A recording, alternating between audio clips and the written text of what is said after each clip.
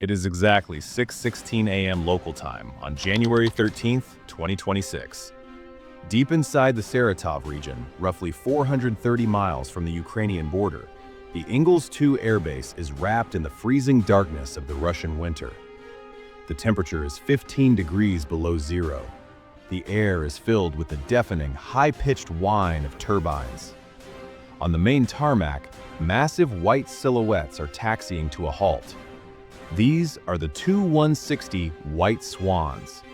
They are the largest and heaviest combat aircraft in the world, strategic nuclear bombers capable of Mach 2 flight. They are fresh from a long-range mission.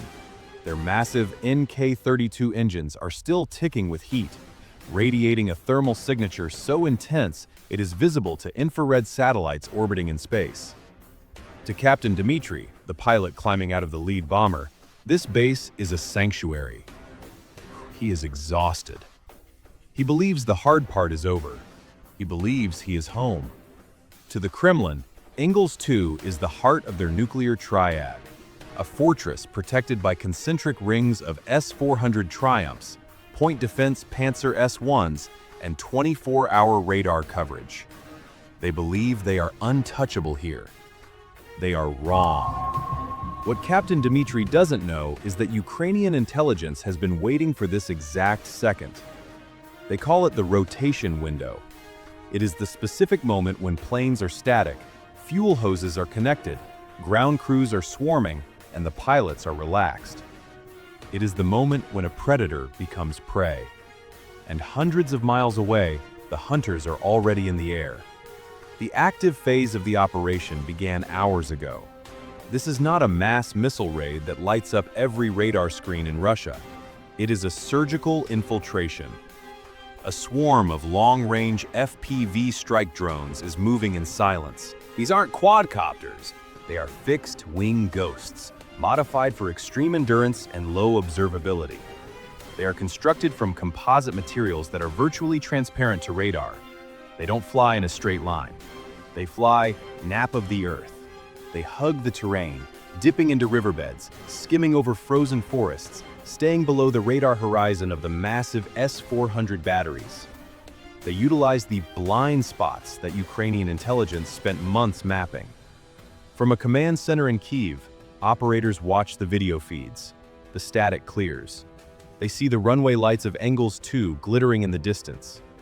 They see the Tu-160s, fully fueled, sitting ducks on the concrete. The Russian defense systems are active, but they are looking up, searching for high-altitude bombers or cruise missiles. They aren't looking for plastic drones skimming the grass at 95 miles per hour. The rotation window is wide open. At 6:26 a.m., the silence of the base is shattered. The first drone dives out of the darkness. It doesn't aim for the cockpit, it aims for the wing root, the structural junction where the massive fuel tanks meet the fuselage. Impact. The explosion is precise, controlled, and devastating. The shaped charge punches through the aluminum skin. The jet fuel, pressurized and hot, ignites instantly. A Tu-160 worth $275 million is instantly engulfed in a fireball.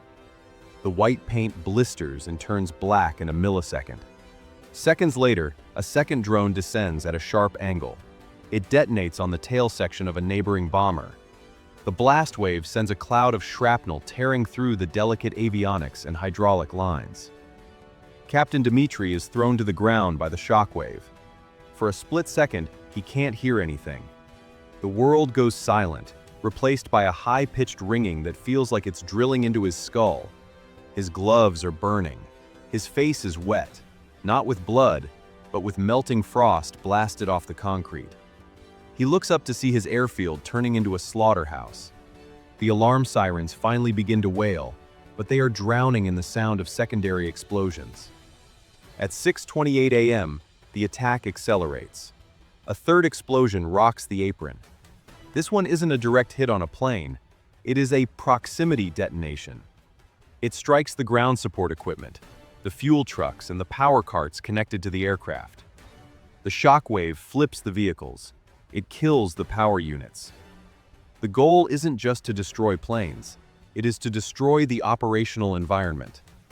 By disabling the support gear, the remaining two 160s are trapped. They cannot refuel. They cannot start their engines to taxi away. They are stuck on the ground, fully loaded with jet fuel, waiting to die. At 6:30 a.m., another drone strikes the auxiliary infrastructure. Automated fire suppression systems trigger, spraying foam uselessly into the wind. The base, designed to repel a NATO air armada, is being dismantled by cheap autonomous robots. Each drone costs a fraction of the tires on one of the bombers it is destroying. The economic asymmetry is absolute. At 6:32 a.m., the situation at Ingalls 2 turns critical. Internal communications are overloaded. Everyone is shouting at once. Defensive systems toggle frantically between manual and automatic modes. The Pantsir operators are trying to lock onto targets that appear and disappear in seconds. Orders lose their cohesion. The struck bombers sit mangled on the tarmac, bleeding burning fuel onto the runway. One ground crewman drops his fire hose and runs. Not because he's ordered to, but because his brain has finally accepted that this base is already lost. The FPV drones have achieved their primary mission: deep penetration. They have proven that no base, no matter how deep inside Russia, is untouchable. At 6:35 a.m., the Russian military response finally enters an organized phase. Base command activates Code Red. The alert level is raised across the entire Saratov region. The S-400 batteries switch to extended coverage, their massive radars sweeping the horizon for incoming missiles. But the screens are empty.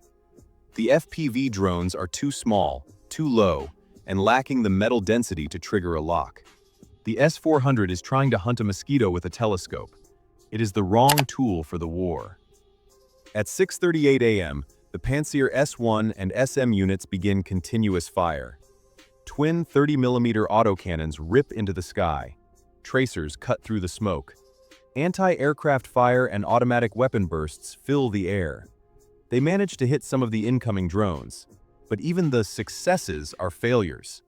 The debris from the intercepted drones rains down on the runway, scattering foreign object damage everywhere. To stop the attack, the Russians have to shut down their own runway. They have blockaded themselves. An immediate scramble order is given for standby fighters at nearby bases. But they aren't launching to fight. They are launching to provide a defensive umbrella against a potential second wave. At 6:40 a.m., the regional command center is drowning in conflicting reports. Is it missiles? Is it saboteurs? Is it a swarm?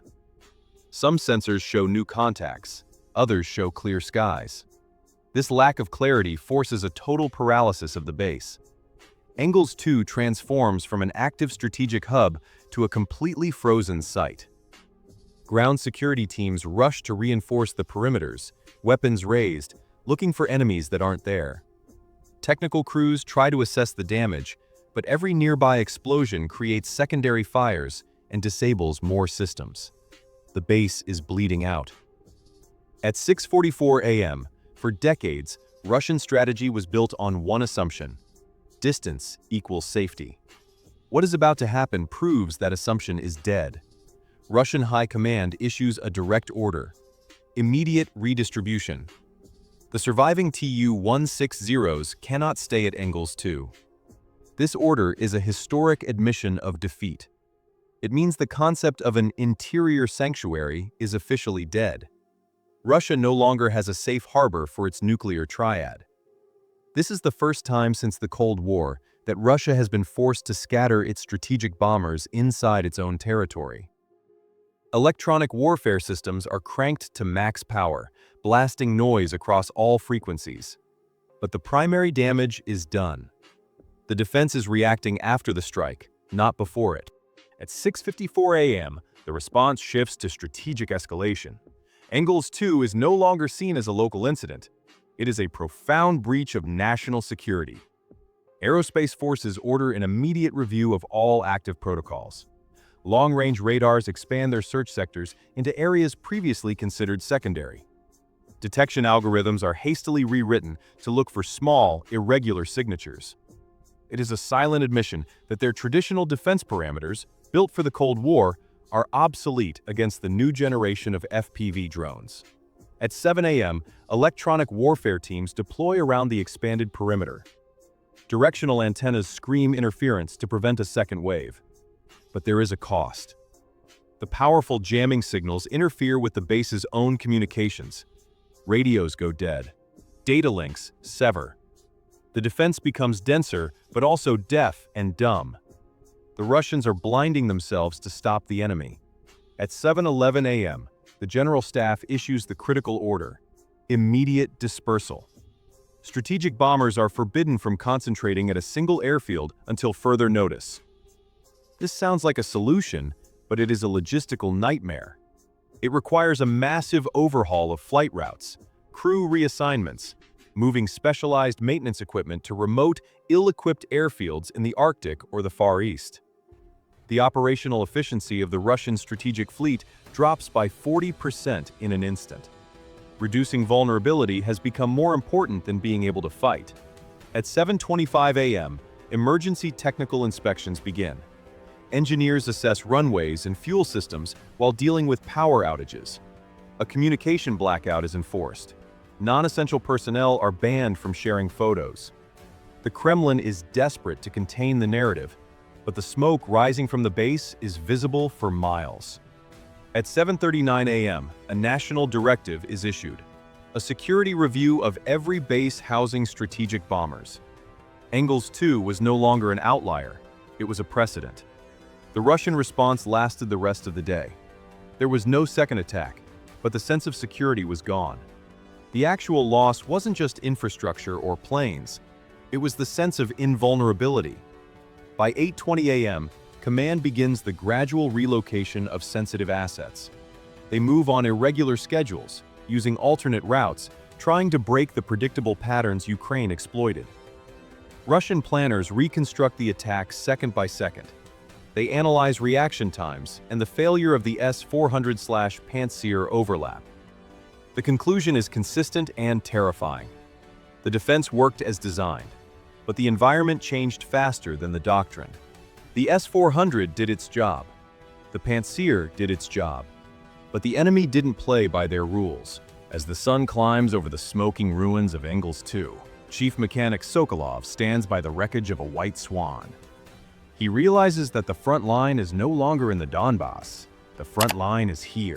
The front line is everywhere. This operation proved that in 2026, distance is not armor. Ukraine used cheap, autonomous tools to dismantle a strategic nuclear capability. They traded thousands of dollars for hundreds of millions. The question now is, can Russia sustain a war where its most valuable assets have to hide in their own country? And if the white swans aren't safe at home, are they safe anywhere? What do you think? Does this strike signal the end of the heavy bomber era? Or will Russia find a way to adapt its Iron Dome? Tell me in the comments below.